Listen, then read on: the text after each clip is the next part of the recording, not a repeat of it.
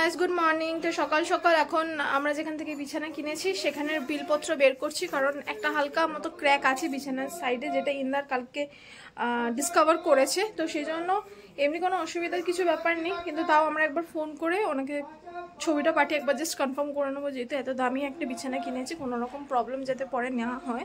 তো সেই জন্যই আর কি স্টেপটা নেওয়া। চলে চলে চলে চলে চলে চলে চলে সই করে রেখেছো সব? ওই দেখবে ভাউচারে আমার কাছে মেসেজ এসছে, ফোনে এসছে আমার ননদের, মানে ইন্দারের বোনের, কারণ ও আজকে ফ্লাই করবে ফ্রম আবুধাবি থেকে দিত আবুধাবি টু ওমান, কারণ আজকে ওর ভিসা এক্সটেনশন। হ্যাঁ, ওমানে যাবে, মাস্কাটে যাবে, কিন্তু ওমানে ওর মেন কাজ আছে, মাস্কাটের মেন ওমানে। তো সেখানেও যাবে মাম্মাম করার এরকম।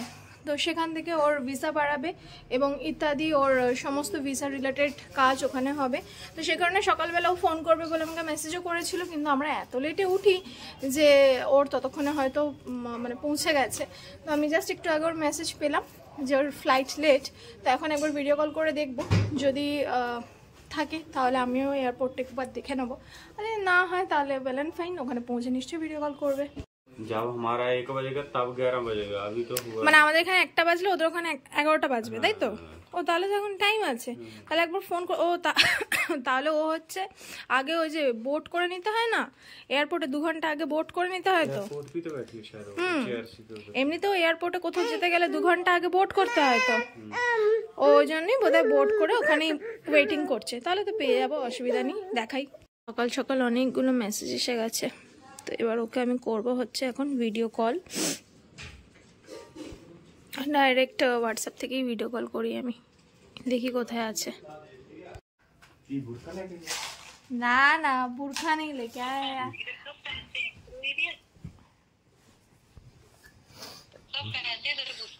हाँ, उधर ईरान में, इराक में ऐसा है ना, तुम बाहर से भी जाओगे तो तुम्हें भी बुर्खा पहनना पड़ेगा। मेरे को? हाँ, नहीं, लड़कियों को।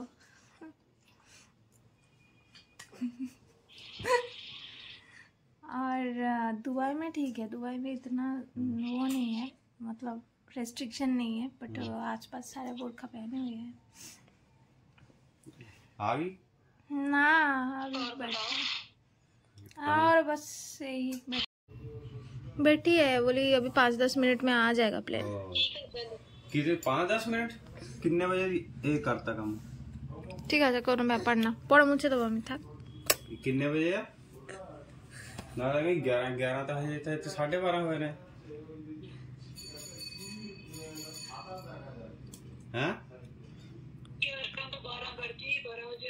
तो 12 तो 12:30 तो इतने हुए ने। उधरले 12 को उधरले 12, उधर का 12 बजे, उधर के 12 बजे। तो कितना फर्क है? 9 उसने दिखाया तो अपना बोर्डिंग पास, उसमें 9:50 लिखा हुआ है। मतलब 10 बजे था, अभी 2 घंटे लेट 12 बजे।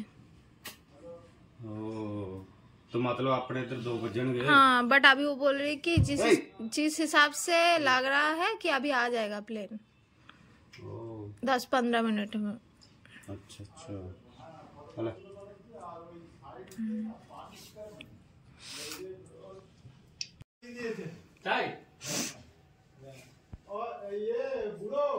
हमेशा कुछ टिफिन फिफिन নিয়ে এসছে মনে হচ্ছে।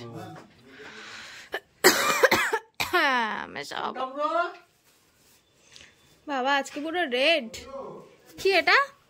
তেলে ভাজা।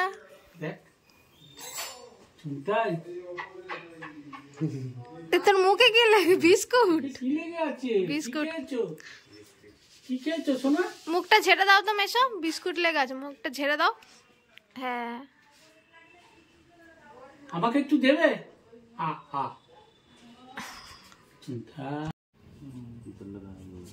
কিছু ডিসপুট হচ্ছে নাকি?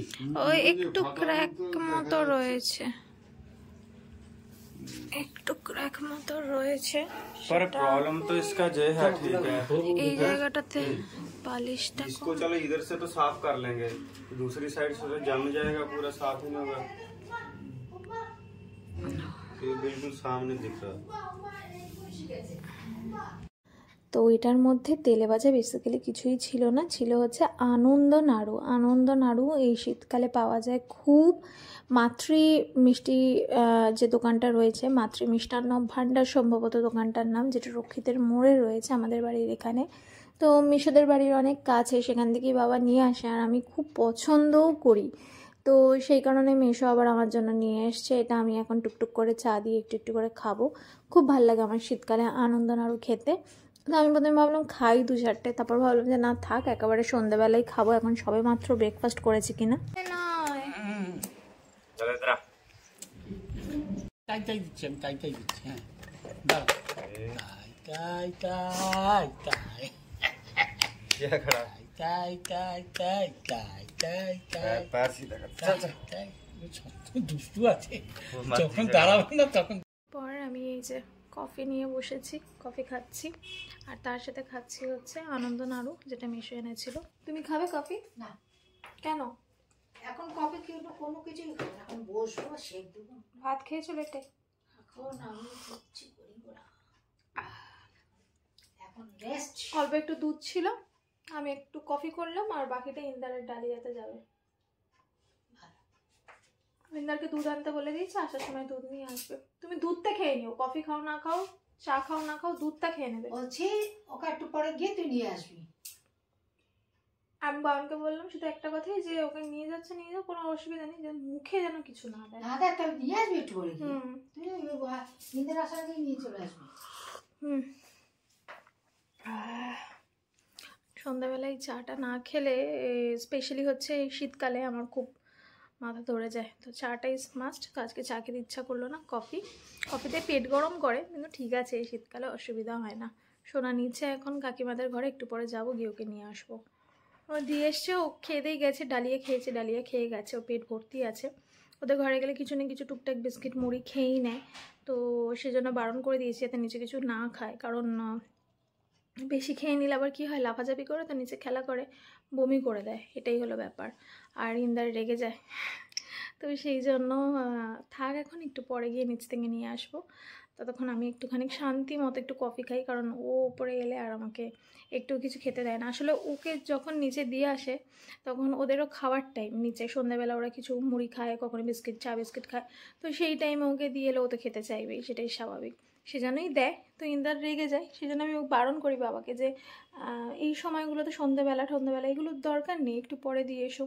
ওরাও খায়, আমরা যেমন চা খাচ্ছি, রিল্যাক্স করছি, তেমন ওরাও খায়, তো সবারই একটা কমফর্ট জোন আছে। কিন্তু কি আর বলবো, সে তার কাজ করে, আমি আমাদের কাজ করি। তো ইন্দার জিম থেকে এখনও আসেনি, আসার পথে ওকে ফোন করে দেবো, বলবো 2টো দুধের প্যাকেট আনতে, কারণ দুধগুলো একেবারে শেষ হয়ে গেছে। আবার মার মোবাইলে ওখানে থাকলে আমাদের ওর মোবাইলে হচ্ছিল চার্জারে, এখানে চলে এসছে তো 1 সপ্তাহ হতে গেল। তাই ঘুরতে বই দে, হাসাটা বই দে, বই দে, একটু হাসাটা, ওইটা ওইটা, এই যে হাসতে বলছে, হাসো হাসো, এটা হাসাটা, কিরম হাসতে বলছে, হাসছে। মধ্যবর্তী সময়তে আমার বড় পিসি এবং ছোট পিসেমশাই এসেছিলেন, কিছু তাদেরও কাজকর্ম ছিল, এবং আমার দিদি সেদিন যে জ্যাকেটটা আনতে ভুলে গেছিলো সোনার জন্য, সেটাই দিতে এসেছিলো। আর আমার ছোট পিসও 500 টাকা দিয়ে গেছে সোনার জন্মদিন উপলক্ষে। তো সেই সমস্ত কথাবার্তা বলতে বলতে আমার আর ব্লগিং করা তারপর হয়নি। এটা একেবারে রাত্রিবেলা, যখন নাকি আমি খাওয়া দাওয়া করে একটুখানি আজওয়ান খেয়ে শুতে যাব, তো তারপর আর যথারীতি ব্লগ করা হয়নি, কারণ সোনা ঘুমিয়ে পড়েছিল। তো আমার সেই সময় আর কথা বলাটা উচিত হবে না জন্য সেখানেই আমি ব্লগিংটা স্থগিত রেখেছিলাম। আর সোনা ঘুম থেকে একবার উঠে গেলে আর একেবারেই ঘুমাতে চায় না। তো যাই হোক, ব্লগটা আজকের মতো আমি এখানেই এন্ড করে দিচ্ছি বন্ধুরা। দেখা হবে আপনাদের সাথে নতুন একটা ব্লগে। টিল দেন সকলে ভালো থাকবেন। আজকের মতো বিদায়।